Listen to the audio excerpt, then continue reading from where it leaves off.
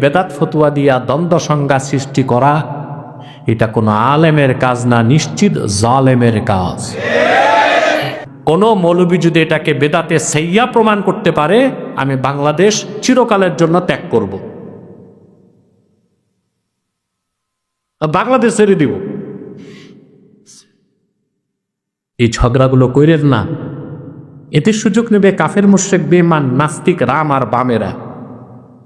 ওরা সুযোগ নেবে তথাকথিত ব্লগাররা, যে এরাই তো ঠিক নাই, এরাই তো একদল আরেক দলের মারতেছে পিটতেছে, তা আমাদের দোষ কি? হ্যাঁ, তা আমাদের দোষ কি? ফাতোয়া দেবার আগে ব্যক্তিকে ওরফ জানতে হয়, ওরফ। আর কতিপয় বিতর্কিত মানুষ, আমার মনে হয় তারা বিভিন্ন ইন্টেলিজেন্ট ব্রাঞ্চ কর্তৃক প্রভাবিত, দেশি বিদেশি অশুভ চক্র দ্বারা তারা প্রভাবিত। তারা এই ফতুয়াবাজির মাধ্যমে মাসলাকগত দ্বন্দ্বটা এমন পর্যায়ে নিয়ে যায় যেখানে মানুষ হত্যার মতো ন্যাক্কারজনক ঘটনা ঘটে। কেন ভাই? ফেরকাগত দ্বন্দ্ব না তো, মাসলাকগত দ্বন্দ্ব। এটা তো বসে সংলাপের মাধ্যমে শেষ করা যায়। ঈদে মিলাদুন নবী সাল্লাল্লাহু আলাইহি সাল্লাম শিরোনামে আজকের মাহফিল। মূলত এখানে আল্লাহর হাবিবের শানমান আজমতের কথা হবে, রাসূল করিম সাল্লাল্লাহু আলাইহি ওয়াসাল্লামের সুন্নাহের উপর কথা হবে। আমাদের মধ্যে অনেকেই রাসূল করিম সাল্লাল্লাহু আলাইহি ওয়াসাল্লামের শানমান আজমত গুণকীর্তন করাটাকে ইবাদত হিসেবে প্রাধান্য দিতে চান না। এটা এক প্রকার মূর্খতা এবং মারাতুন নেফাক, মুনাফিকি রোগ থাকার অন্যতম আলামত। কারণ আল্লাহ তাআলা তার হাবিবের জিকিরকে তার জিকিরের মর্যাদা দিয়েছেন। সুবহানাল্লাহ। আল্লাহ তার হাবিবের শানে সূরা ইনশিরাহের ইরশাদ করেছেন, ওয়া রাফা'না লাকা যিকরাক। হাবিব, আমি আপনার জিকিরকে সমুন্নত করেছি। এই সূরা নাজিলের পর আল্লাহ জিবরিলকে আল্লাহর হাবিবের কাছে পাঠালেন। জিবরিল এসে প্রশ্ন করলেন, আতাদরি ইয়া মুহাম্মদ সাল্লাল্লাহু আলাইহি ওয়াসাল্লাম কাইফা রাফা আল্লাহু যিকরাক? মুহাম্মদ সাল্লাল্লাহু আলাইহি ওয়াসাল্লাম, আপনি কি জানেন আল্লাহ কিভাবে আপনার জিকিরকে সমুন্নত করেছেন? আল্লাহর হাবিব বললেন, আল্লাহ ভালো জানেন। আল্লাহ ওহী নাজিল করলেন। আমি যে হাদিসটি বলছি, পৃথিবীর সবগুলো তাফসিরের মারাজা, মৌলিক তাফসিরে হাদিসটি এসেছে। হাদিসের কিতাব আবু দাউদ শরীফে এসেছে, সুনান তিরমিজিতে এসেছে, অসংখ্য হাদিসের কিতাবে আছে। আল্লাহ জবাব পাঠালেন, ইদা যুকিরতু যুকিরতা মাই। মুহাম্মদ সাল্লাল্লাহু আলাইহি ওয়াসাল্লাম ধুলোকে বুলোকে, জলে স্থলে আকাশে দূর অন্তরিক্ষে, লৌহ কলমার শাজিমে, যখনই আমি আল্লাহর জিকির হয় সঙ্গে আপনি মুহাম্মদ সাল্লাল্লাহু আলাইহি ওয়াসাল্লামের জিকির হয়। সুবহানাল্লাহ। যখন যেখানে আমার জিকির হবে সঙ্গে আপনি মুহাম্মদ সাল্লাল্লাহু আলাইহি ওয়াসাল্লামের জিকির হবে। সুবহানাল্লাহ। জাসবুল কুলুব ইলা দিয়ারিল মাহবুব, এই কিতাবে শেখ আব্দুল হক মুহাদ্দিস দেহলভী রহমতুল্লাহ একটা হাদিস এনেছেন। হাদিসটি কাজী আয়াস ভিন্ন শব্দে আবার কিতাবুশ শিফাতও এনেছেন। আল্লাহর হাবিব ইরশাদ করেছেন, মান যাকারানি ফাকাদ যাকারাল্লাহ। যে আমি মুহাম্মদ সাল্লাল্লাহু আলাইহি ওয়াসাল্লামের জিকির করলো, সে আল্লাহর জিকির করলো। আল্লাহ আপন হাবিবের জিকির, আল্লাহ নিজের জিকিরের মর্যাদা দিয়েছেন। তো মিলাদুন নবী কিংবা সিরাতুন নবী যেই ব্যানারে মাহফিল হোক, আল্লাহর হাবিবের জিকির যে করা হয়, এর সোয়াব কত বেশি, মর্যাদা কত বেশি, ফজিলত কত বেশি, তা ভাষায় প্রকাশ করার কোনো শব্দ নেই। সুবহানাল্লাহ। আল মুহান্নাদ আল মুফান্নাদ কিতাবে, এটা ওলামায়ে দেওবন্দের আকীদা কি সেই বিষয়ের উপর লেখা। সেখানে একটা প্রশ্ন করা হয়েছিল যে মিলাদ শরীফের মাহফিল করা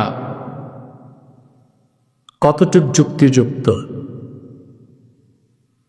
সেখানে লেখক লিখেছেন, আল্লাহর হাবিব মুহাম্মদ সাল্লাল্লাহু আলাইহি ওয়াসাল্লাম ১,৫০০ বছর আগে যে গাধার উপর চড়তেন, ওই গাধার পায়ের ধুলার আলোচনা করাও সওয়াব।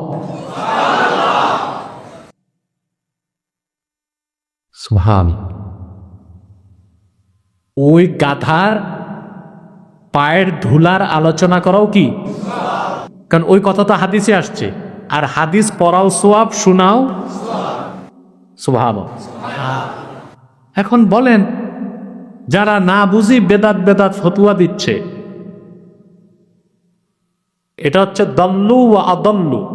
নিজেরাও পথভ্রষ্ট হচ্ছে, অন্যকেও পথভ্রষ্ট করছে। সেখানে আল্লাহর তাওহীদের আলোচনা, রাসূলুল্লাহর রিসালাতের আলোচনা, রাসূলুল্লাহর মিলাদের আলোচনা, সুবহানাল্লাহ, সর্বোচ্চ দরজার ইবাদত বলে গণ্য হবে। সর্বোচ্চ দরজার ইবাদত বলে গণ্য হবে। সুবহানাল্লাহ। রাসূল করিম সাল্লাল্লাহু আলাইহি ওয়াসাল্লামের তাজিম, সম্মান, ওনার প্রতি ভালোবাসার সীমা কি? সীমা থাকতে হবে না? এই সীমাটা আমরা যারা জানি না তারাই ভুল ফতুয়া দিই। বিশ্ববরণ্য মুজতাহিদ ইমাম ইবনু হাজার আসকালানী রাহমাতুল্লাহর বক্তব্য হচ্ছে, তাযীমুন নবী সাল্লাল্লাহু আলাইহি ওয়াসাল্লাম বিজামিই আনওয়াইত তাযীম আল্লাতী লাইসা ফীহি মুশারাকাতুন ফিল উলূহিয়্যাতি আমরুম মুস্তাহসানুন ইনদা মান নাওয়ারাল্লাহু বাসাইরাহুম। ইবনু হাজারের কথা এটা।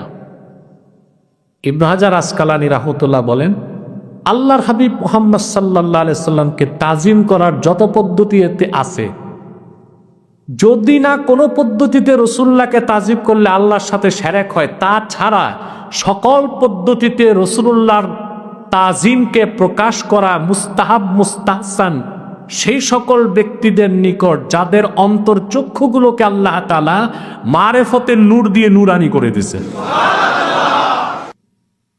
এই যে মাহফিলে ঈদে মিলাদুন নবী সাল্লাল্লাহু আলাইহি ওয়াসাল্লাম, এটা সম্পর্ক হচ্ছে আজমতে রাসূলের সাথে, এটা সম্পর্ক মহাব্বতে রাসূলের সাথে। আর আমরা যারা আহলুস সুন্নাহ ওয়াল জামাআহ, আহলে হক, মাহফিলে ঈদে মিলাদুন নবী করেন, তাদের কোনো একটা কাজের মধ্যে শিরক কুফর তো দূরে থাক, বেদাতে সাইয়্যা প্রমাণ করার মতো কোনো কাজ আছে?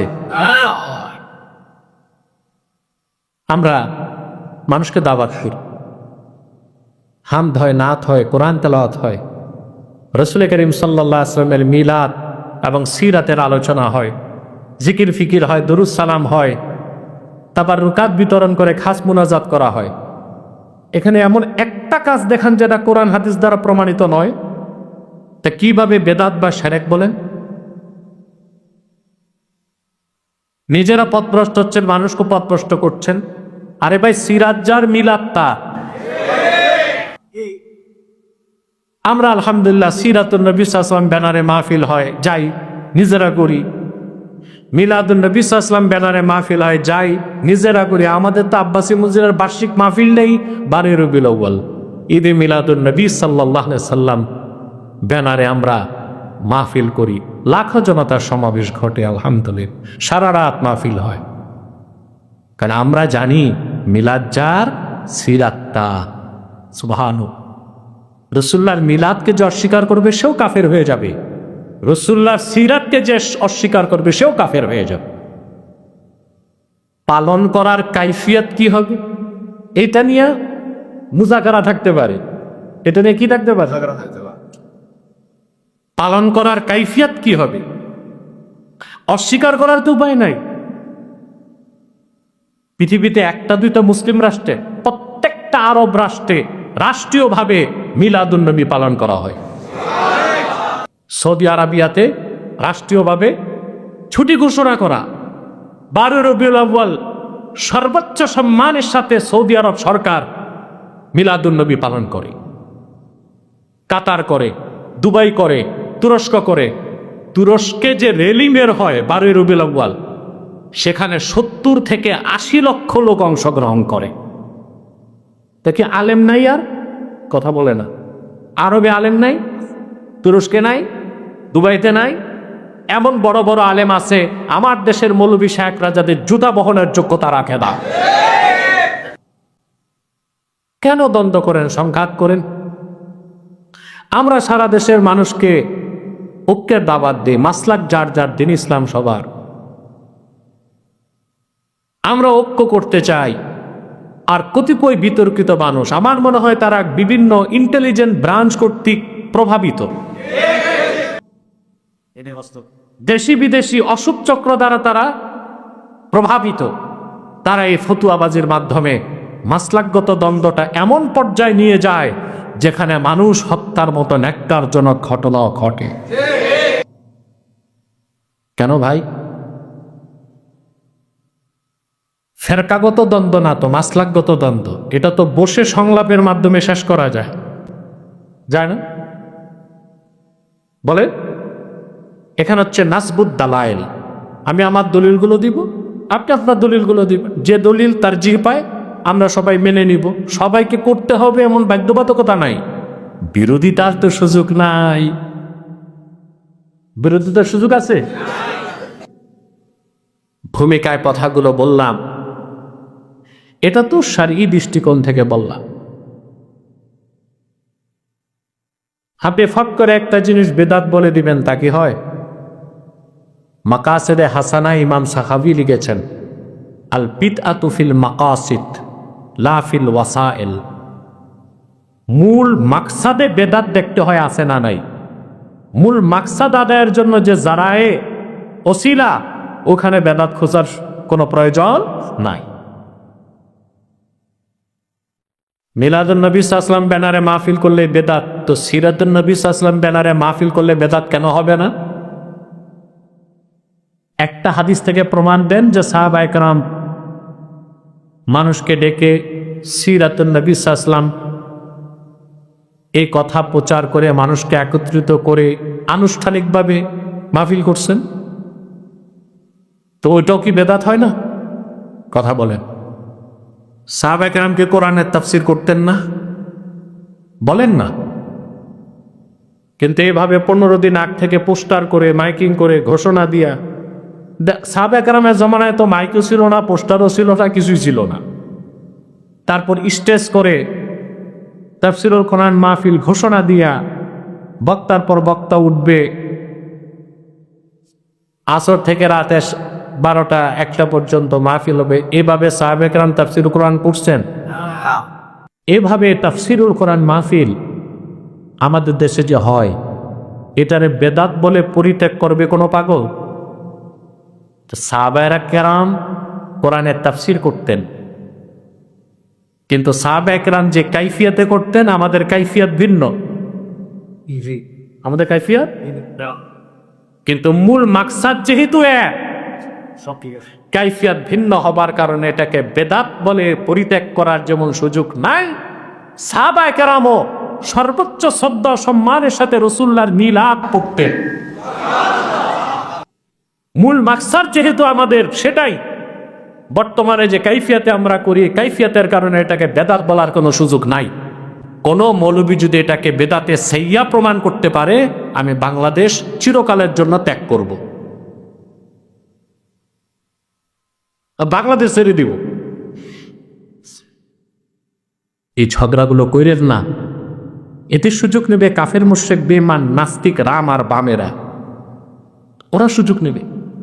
সুযোগ নেবে তথাকথিত ব্লগাররা, যে এরাই তো ঠিক নাই, এরাই তো একদল আরেক দলের মারতেছে পিটতেছে, তা আমাদের দোষ কি? হ্যাঁ, তা আমাদের দোষ কি?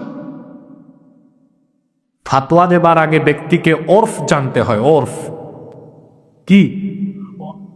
ওরফ না জেনে ফতোয়া দেওয়া জায়েজ নাই।